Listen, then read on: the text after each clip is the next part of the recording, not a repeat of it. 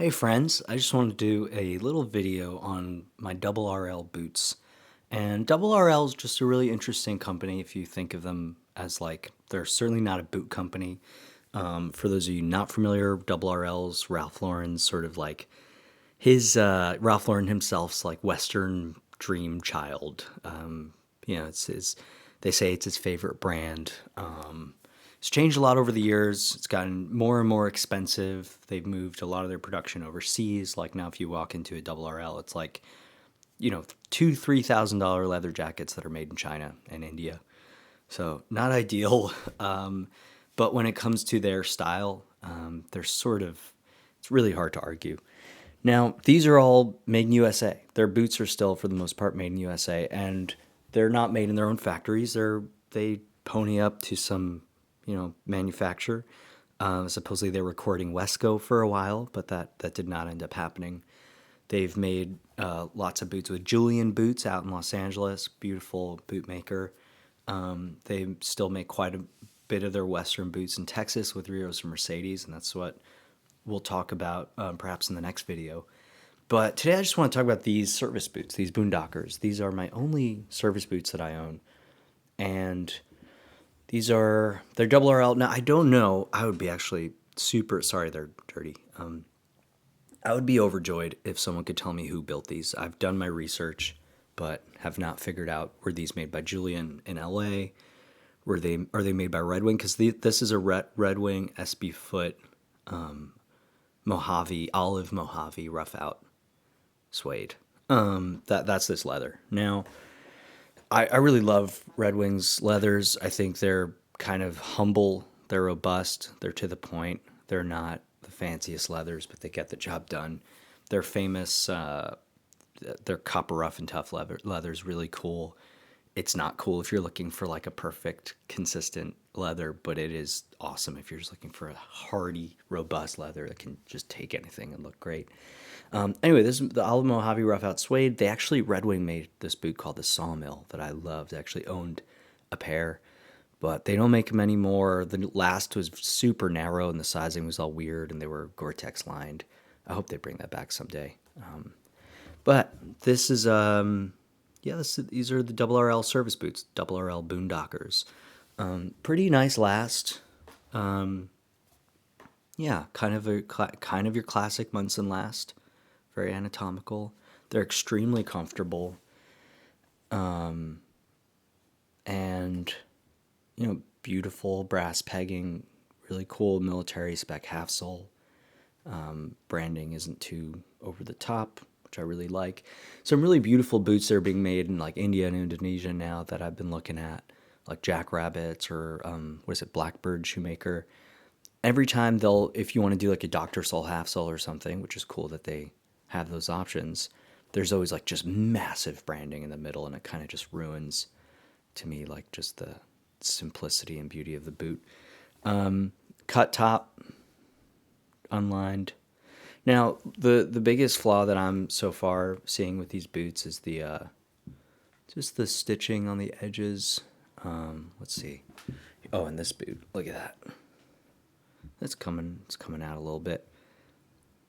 Should that have been a thicker thread? I'm not really sure why that's happening.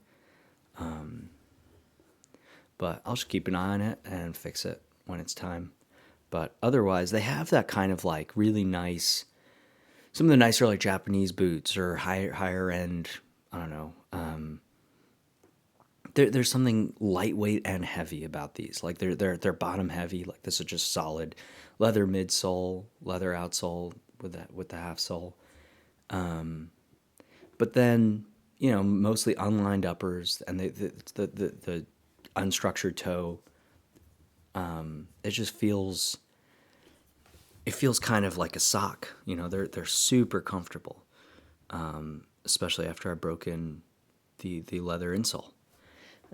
But yeah, they're a great boot. I like how they're going. I like how they are aging. I like how they're gonna keep aging. The soft toe. I think these were my first soft toe boots, and single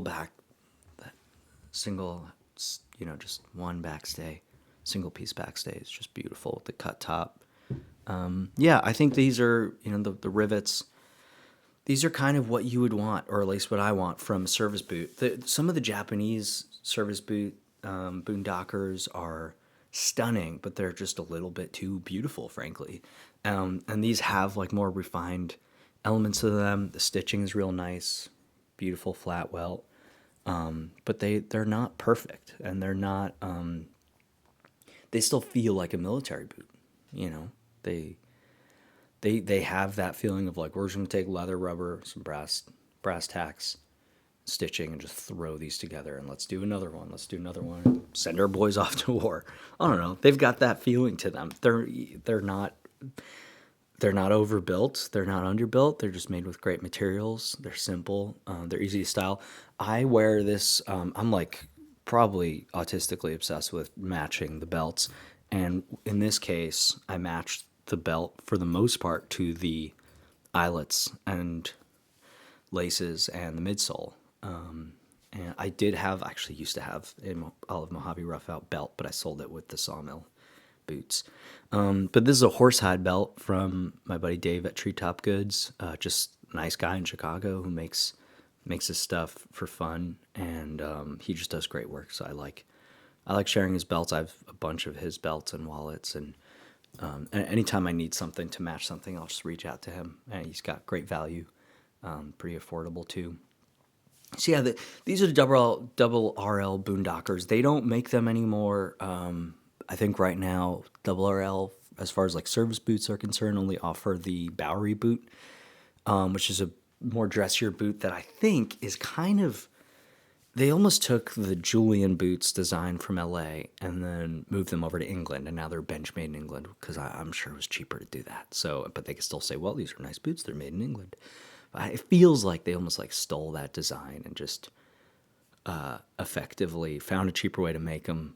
Still made really nice, or maybe to meet their numbers. I don't know. Julian Boots is a small boot shop out in LA, I believe. But regardless, I don't know if they're still working with Julian Boots, but they are working with Rios and Mercedes, and we'll talk about that in the next video, because these are made in Texas Chelsea boots that are super unique for a lot of reasons.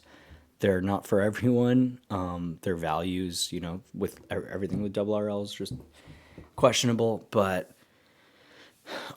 they're certainly unique, and they do something very special. So we'll talk about that in Rios and Mercedes and that relationship. But otherwise, double RL offers their engineer boots that are also made in Texas by Rios and Mercedes that are kind of a controversial engineer boot design. They're almost weird, but certainly unique and certainly well built, and certainly very expensive as well. But when it comes to engineer boots, people are used to spending a lot of money. So that's an interesting value. I don't think I would ever buy those boots. I saw them even on sale at like 40% off, and I still couldn't bite the bullet. But these are my favorite double RL boots. They're just easy to throw on. For non-boot people, I think they go, oh, nice boot. If you Google boot, if your kid had to draw a boot, this is what it would be, right? And again, really comfortable, Munson last. Quadruple stitching over here. But again, then they just really I don't know. That's just one little stitch, and it's not totally holding up, but I'm not too worried.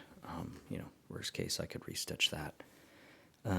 Yeah, really nice quality boot. Anyway, that's that. Hope you enjoyed this. Hope it wasn't too rambly. I think my videos will always be not super technical, because that my appreciation are all the small details, but overall you just want a boot to look great, feel great. You feel proud of what they are, what they represent, what they mean, whether it's the history or the company or person who made them. Feel like they're built really well, that you got good value, and you're wearing a piece of artistry, a piece of real craftsmanship, not something with just a bunch of crap hiding inside of it. So, that's these boots for me. Yeah. And I should say I got these used, but they were new, but definitely not pay full price, whatever they were charging for them. Anyway, thanks for watching, and I hope you have a lovely day. Thanks for watching.